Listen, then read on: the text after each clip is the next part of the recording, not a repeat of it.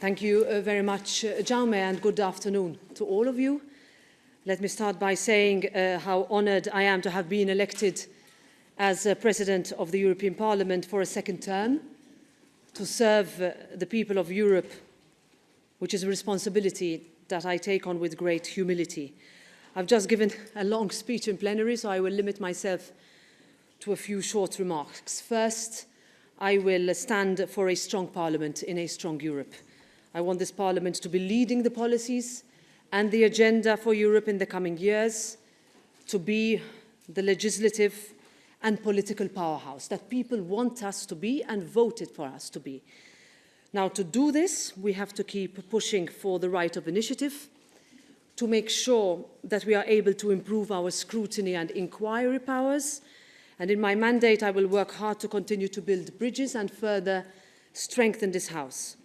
Secondly, entering a new legislative cycle, we need to turn the electoral messages into constructive political action. We need to deliver for Europeans on policy. And I know we can make Europe better. But to do this, we cannot be afraid of debate and change. Furthermore, we should always recall that the successes that people remember the most are the ones where Europe has simplified their lives. Thirdly, we now stand up for the politics of hope. With increasing polarization and even political violence, this Parliament must stand for the opposite. We must build, not destroy. We stand for the rule of law, our freedoms, and counter autocracy. We must remain the strongest of voices for the common good, and that also means continued and unwavering support for Ukraine. Finally, a strong programme needs a strong team. We are looking forward to the discussion on Thursday with the President-designate of the European Commission on her political guidelines, after which the members will vote. Parliament is ready, and if our priorities are sufficiently reflected in the guidelines, we will do our part and move forward without delay.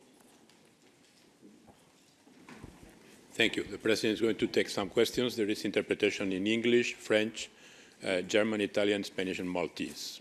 Who would like to take the floor first? Yes, please. S'il vous plaît. Hi, Madam President. Oliver Grimm with the Austrian newspaper Die Presse. The Parliament has been asking for the right to initiative, or a similar form of legislative initiative, pretty much every time it was constituted. 5 years ago, it was the same thing. It didn't come to pass. Why do you think the Commission or the Member States are going to grant you this time around? Well, you are right in saying that the Parliament has long been asking for this, like any other Parliament would and has such a right. It was a demand that was asked for and actually committed to 5 years ago. And reminded every year throughout this mandate, something I also did in the European Council. So as we currently are negotiating a new framework agreement with the European Commission, and we are working to correct the current interinstitutional imbalances that exist, also with our internal reform, we expect there to be a serious discussion on how to implement this. It will require a treaty change, but we also need institutional commitment. I will have multiple meetings, but I will also be meeting with the incoming President of the European Council this week, and that is also something that I will raise with him. Next question. Yes, please, over there. Hello, my name is Pavlos Pitas from Omega Channel in Cyprus. You have mentioned the Cyprus problem before. 50 years is a long time, actually. Can we expect any initiative from the European Union or the European Parliament on the Cyprus problem, forcing Turkey, for example, which is illegally occupied European territory, to comply? Thank you. Thank you very much. I mentioned Cyprus not only today, but also in my election speech in 2022. And as I said then, Europe can never be united while Cyprus is divided. I wanted to recall that again today in my re-election speech, but also because we are commemorating the sad anniversary of 1974. The political groups, actually, we will now have the first meeting of the new Conference of Presidents tomorrow, where they have asked for a statement on Cyprus that will take place tomorrow, and that is also to send the strongest of signals that the European Parliament is willing to play its part, and the European Parliament is recalling the need for all other parties to play their parts. We have been very strong on this, and I think, and I can commit, that we will continue to be. Further questions? Yes, please. Madam President, Alexia Goulou here from the Hellenic Parliament Television. This plenary is going to vote for a resolution concerning the support to Ukraine. Do you believe that the NATO alliance will survive the second term of Donald Trump, and how this will affect the European Union in general? So we'll wait until we negotiate the resolution on Ukraine. What I can tell you also, as we discussed within the Conference of Presidents last week, that there was huge support for this to be done in the first plenary session of this new Parliament. In the past 5 weeks since we had the European elections, Ukrainians have been asking us, where are we?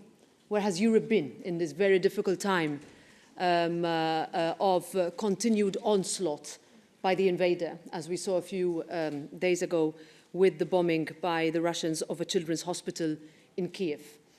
So that will be, I'm sure, the trend of this Parliament. Majorities will still be very strong on that, and this Parliament will actually work with the other institutions where I'm sure the same direction will be made. As regards what will happen later on in other parts of the world, we will wait for the outcome of elections in democracies, and then we will see.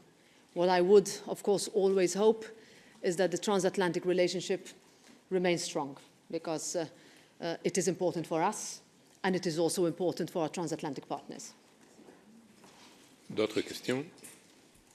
Andy, take a microphone, please. Yeah, Andy Bounds from the Financial Times. You seem to have broken the cordon sanitaire. I mean, looking at the votes in your favour, you must have attracted support from a substantial part of the ECR and the Greens as well. And I just wondered if that has any messages for how this House might operate, and how do you think you appealed across those divides, and what will you do to maintain that support?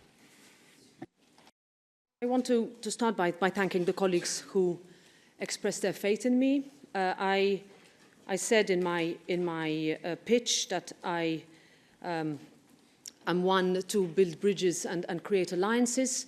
I cannot tell who voted for me. It was a secret vote. But I really want to use this opportunity of a strong message, and that pro-European majority that I represent, and the continuation of what I said on the day of the election on Sunday night, on the 9th of June, is that the centre has held, and if we also saw that today, it's been very concretely holding in a strong form. So I hope to continue building on that. Encore d'autres questions? Yes, please.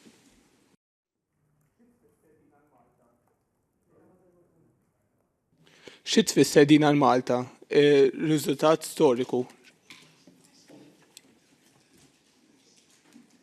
You have your headphones on, I will answer Maltese. Yeah.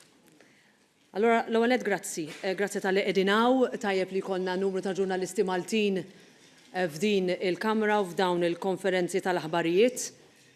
Mux dejjem huwa l-każ, u allura l-appell tiegħi huwa anzi li f'dan il-mandat kif bdejnieh ikonna il-possibilità li jkollna kemm jista' jkun l-użu tal-lingwa Maltija, imma anki il-preżenza ta' ġurnalisti Maltin.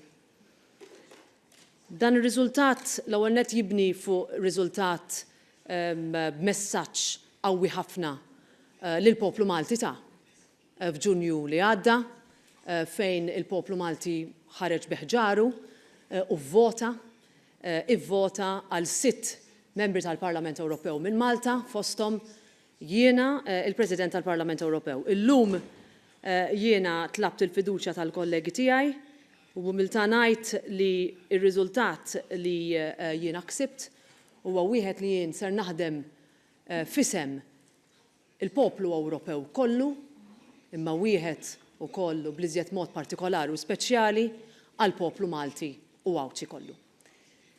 Din hija dak li jingħad kif jiena dħalt fil-Parlament Ewropew 11 sen ilu u huwa dak li ħankompli nagħmel tul il-mandat tiegħi bħala membru tal-Parlament Ewropew u bħala President. Thank you very much. Next questions. Yes, please, madam. Yes, hello, Jade Gandin from French daily L'Opinion. What difference will it make to have the third group of this parliament to be an anti-European group?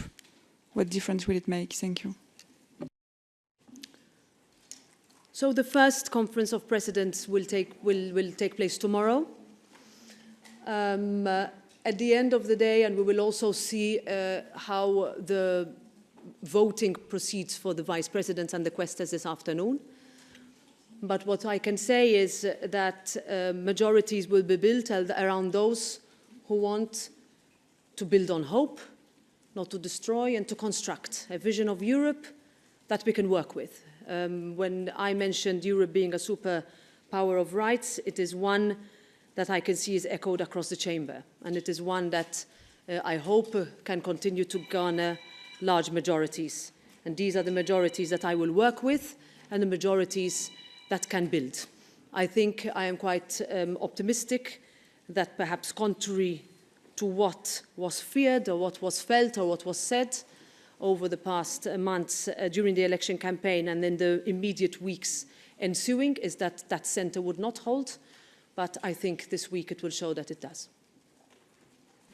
And one last question. Newer, please. Yes. Eva Tonch of Bulgarian News Agency. You spoke today about the gap between expectations of people and what MEPs should deliver. You also said about Europe accessible to all. How do you believe the European Parliament could achieve this? 5 years ago, at the beginning of the mandate, we wondered whether we would have a migration and asylum pact. We wondered whether we would have a Digital Services Act, a Digital Markets Act. We wondered whether we would have an Artificial Intelligence Act, violence against women legislation, and the vast draft of climate legislation that was adopted.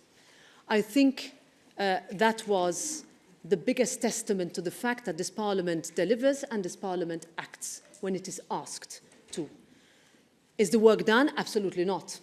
Would we have wished to go further in many aspects? Yes.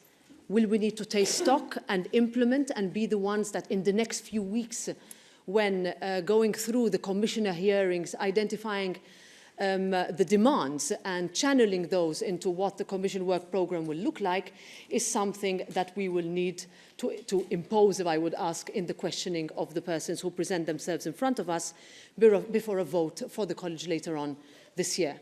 And it is that where I can tell you, as having been a candidate in this election for the European Parliament, was the thirst of European citizens. We need more on housing. We need more on equality. We need less in some implementing of legislation that is unaffordable, that is unfeasible, that is driving people out of Europe. Those were the messages that we received. And I think if we don't heed them today, now, at the beginning of the mandate, as we request legislation, as we legislate on Commission proposals together with the Council, then we cannot come back in 5 years and say we did not deliver. The time is now. The mandate was given to us. The trust was given to us. Now we have to make sure that we repay that trust to our citizens that place their faith in us.